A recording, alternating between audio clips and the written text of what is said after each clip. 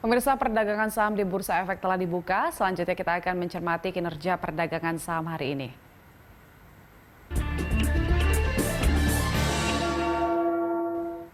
Dan untuk mengetahui pergerakan saham hari ini, pemirsa, kita telah terhubung dengan analis Henan Putih Rai, Mbak Liza Suryanata. Selamat pagi, Mbak Liza.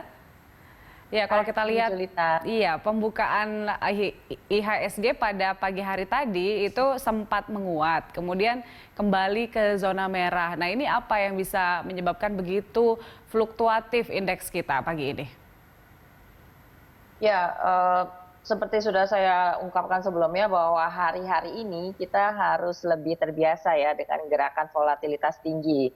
Walaupun sebenarnya hari ini saya berharap IHSG mampu membukukan posisi hijau, tapi rasa-rasanya mungkin kita udah keburu jittery duluan dengan Dow Futures yang memang sudah minus 300 hari pagi ini begitu. Ini disebabkan oleh lagi sentimen coronavirus dan perkembangan itu oil price war. Apakah sejauh ini stimulus ekonomi yang telah dikeluarkan oleh beberapa negara termasuk Indonesia juga dan juga Amerika Serikat ini tidak cukup untuk mendorong indeks kita untuk kembali stabil begitu, Mbak Liza? Oke, stimulus memang itu obat yang biasanya paling cepat dikeluarkan gitu ya pada saat keadaan ekonomi eee, di dihadapkan pada ancaman resesi seperti ini. Tapi again kita harus lihat ini berlangsung sampai kapan karena, eee, apalagi ini adalah suatu faktor yang kurang lebih nggak gitu bisa perkirakan gitu ya kapan selesainya dampak dari COVID-19 ini. Jadi somehow itu akhirnya dirasakan market menjadi obat yang temporer saja sifatnya begitu. Market akan lebih bersemangat, akan lebih excited kalau misalkan sudah ada titik terang dari penanganan COVID-19 ini. Contohnya misalkan dari adanya benar-benar dikeluarkan vaksin atau obatnya yang bisa didistribusi secara global. Nah, ataupun juga ya ada perkembangan pada eee, harga minyak, itu juga salah satunya karena, ya baru pernah ya market kita nih secara global dihantam oleh 2 pukulan seperti ini begitu. Pekan lalu kan IHSG kita bergerak sangat mix ya dan juga bahkan sempat menyentuh 5.000 gitu meskipun tidak sempat Ya, menyentuh 5.000. Bisakah kita mhm. optimistis bahwa pekan ini indeks kita bisa akan menyentuh 5.000, Mbak Liza? Kalau hari ini atau dekat-dekat hari ini ya, kita berhasil menjaga support kita yang di 4.500 ini. Kemudian kita bisa pelan-pelan naik lagi ke atas 4850. Hmm. Nah, itu saya optimis level 5.000 sampai 5111 itu bisa kita capai. Kemarin walaupun seminggu terakhir tuh IHSG naik 2,5%, tapi tercatat kita asing malah net sell 1,8 triliun ya. Hmm. Sementara year to date asing sudah net sell 12,6 triliun. Jadi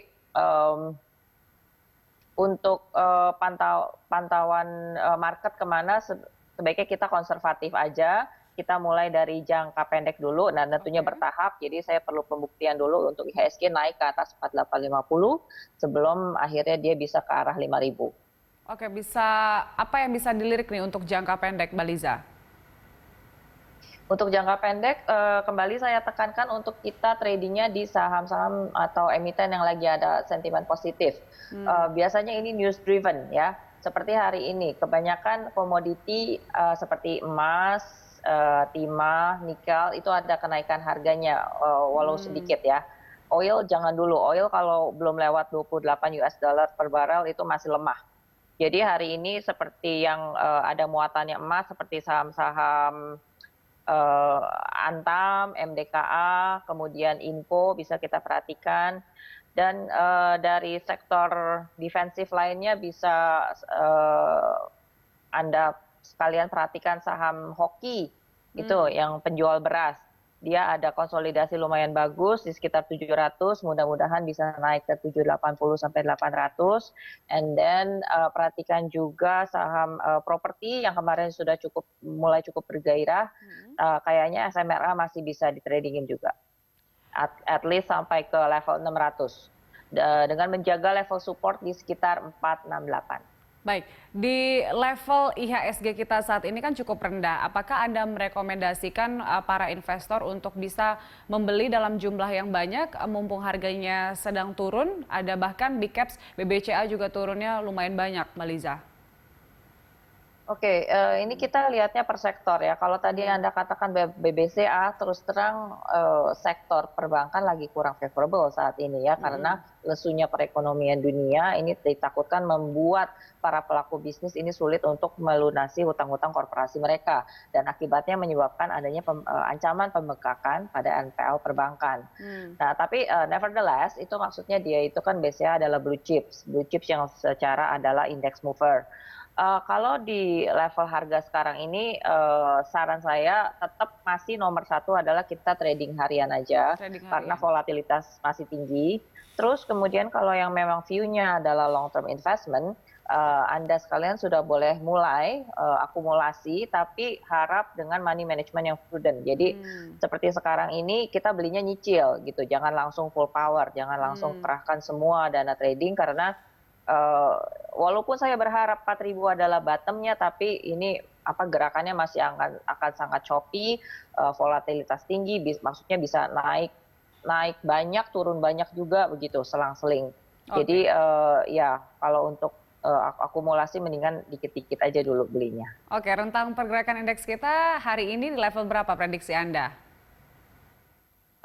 Saya sih berharap ya 4.600 nggak tembus lagi ke bawah, dan kalaupun perlu banget gitu harus jatuh lagi ya level toleransi terakhir 4.500 deh. And then saya kalau naik saya berharap bisa lewat 4850 untuk kemudian menuju 5.000. Itu untuk konservatif jangka pendek. Baik. Mbak Liza, terima kasih telah bergabung bersama kami pada hari ini.